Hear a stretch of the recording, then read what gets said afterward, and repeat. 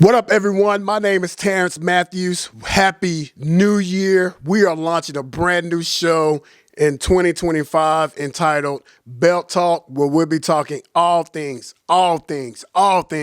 professional wrestling, from WWE to NXT to AEW to the indie scene, reality wrestling, right here in Houston, Texas, what our very own two-time Hall of Famer Booker T is over there doing a phenomenal work, phenomenal job with those guys and those gals over there in his wrestling school. We'll be covering it all things professional wrestling. Now, look.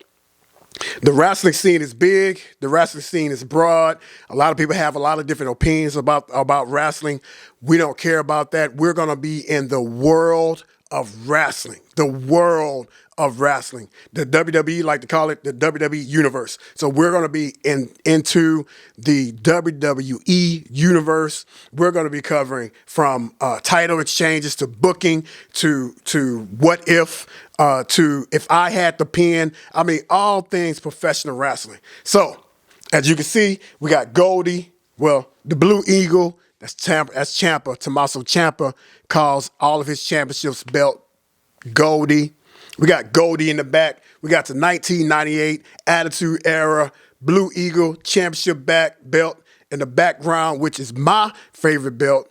I understand, like right now, Kevin Owens is holding the Winged Eagle, the prestigious Winged Eagle Championship belt. But in my opinion, I mean, everybody loves that belt. Everybody loves that belt for some reason. But in my opinion, that ain't the best belt. I don't understand. To me, that is a ugly. Now, look, I'm not trying to be disrespectful to anyone. I'm not trying to skew anyone's viewpoint. But in my opinion, this belt right here is the most beautiful championship belt that was ever created by WWE. I mean, I'm just saying that this is my preference. Now, this is my preference.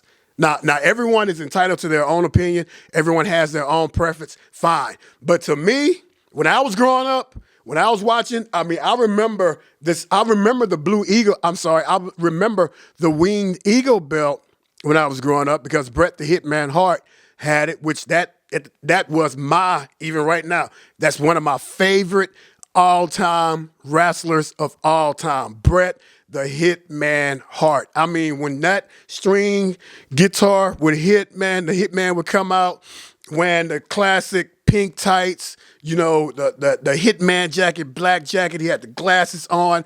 I mean, that was the guy. That was the guy, hands down, and he had that belt on his shoulders. I mean, he was the champion. He looked like a champion. He carried himself like a champion. He was the man. Now, that was my guy back in the day. I remember seeing him wrestle Yokozuna. Man, one of the most classic wrestling matches that he had was with his boy, his cousin, his brother, Davey, the late, great Davey Boy Smith. Classic matches with his brother, Owen Hart. I mean, the list goes on and on and on. And, of course, the Montreal Screwjob. But before that, those guys had a classic Iron Man match with none other than the Heartbreak Kid himself, Shawn Michaels. I mean, I could talk about this belt. I could talk about Bret for hours because that was my guy. That was my guy. That's who I grew up with. That was my champion.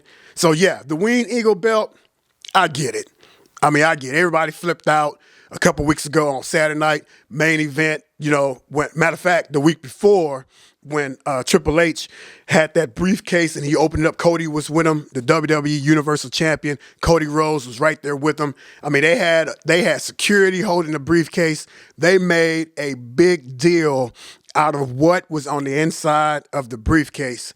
And we had speculations, you know, it was a few weeks ago, you know, it was rumors that was floating around on the internet that possibly Cody wanted to make a brand new Universal Championship belt with the Winged Eagle theme.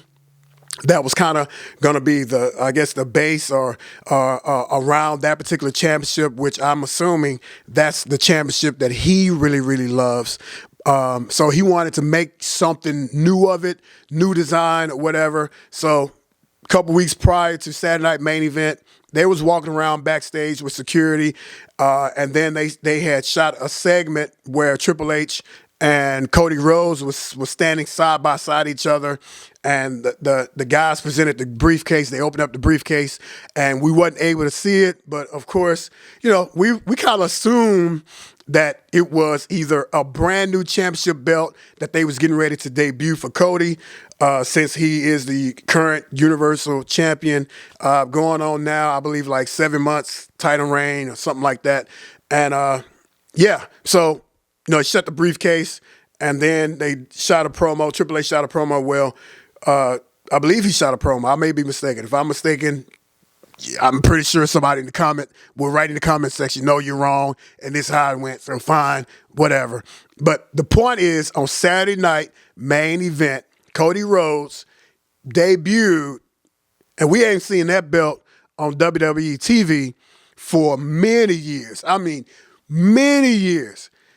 He came out, Saturday night main event versus Kevin Owens. Beautiful storyline, by the way. So glad Cody finally is away from the bloodline, and now they have him in a legit storyline where the focus is pretty much on him.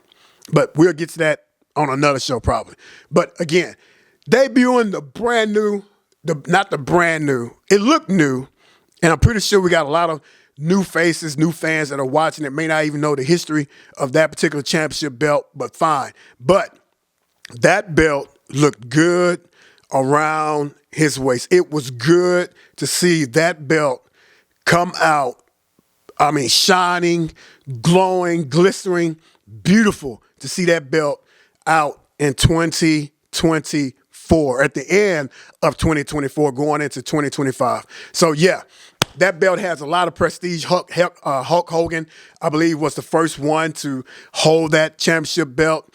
But for me, when I was a little boy watching wrestling and really getting excited about wrestling, this belt right here. Let me just show you. Let me just pull it out real quick. Just look at it. My God, man, look at this belt. Look, I don't even know if the camera even does it any justice. The Blue Eagle 1998 World Championship belt. If I'm not mistaken, if my memory serves me correctly, this belt was first handed to Stone Cold by Vince McMahon when he retired the Winged Eagle belt. And that's during the when they was first starting to feud with Stone Cold and Mr. McMahon, the Mr. McMahon character, which pretty much revolutionized the business as we know it. But this was the belt that he gave Stone Cold. This is it right here. So this is my championship belt, and you can't tell me no difference. And guess what? And that's the bottom line, because Terrence said so. So yeah, this is my baby. This is my baby. This is my baby. It's going to be with us as we do the show. A couple other championship belts we pretty much will debut here on the show also. I got a really good friend that eventually will be joining me. Actually, he'll be co-hosting with me on the show. That'll be my tag team partner. And we will debut him hopefully in a couple weeks. But right now, you guys are stuck with me, Terrence Matthews, talking all things professional wrestling. So now, let's get into the show. Emphasis, belt talk, belt, championship belts, right? So we want to put a spotlight on any type of title change that may have happened in the industry, especially with a big belt. Big belt, world championship belts for the men's and for the women's. We want to put a spotlight on that. So, man, I got to say something before I get into that. I got to give props, and I've been talking about this with my buddies, talking about this with the guys. Got to give props, man, to the women in the industry, particularly WWE and NXT. Man, those guys and gals, the girls, the young ladies, has been putting on a clinic. Doing big work, major storylines, Of course, so many debuts that has happened over there in NXT. I mean, Roxanne Perez. I mean, Stephanie Valkyrie. The young Gloria. Man, I'm talking. The list goes on and on. Right now, the women's division in WWE is on fire. Is on fire. I'm not trying to blow smoke up under nobody's behind, but you got to give props where props is due. You got to give honor where honor's due.